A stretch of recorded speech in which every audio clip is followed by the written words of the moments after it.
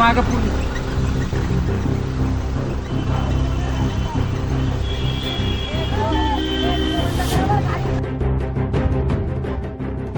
नाशिक शहरातील papaya nursery परिसरात काल दुपारच्या सुमारास दिवसा ढवळ्या तरुणाचं अपहरण करण्याचा थरारक प्रयत्न झाला.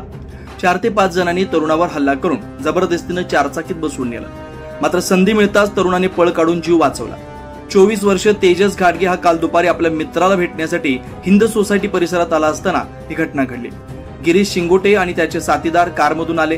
तेजसला मारहाण करून त्याचा मोबाईल हिसकावून नेला. त्र्यंबक रोड जवळील शिव रुग्णालय परिसरात संधी मिळताच तेजस पळून पपया नर्सरी पोलीस चौकीत दाखल झाला.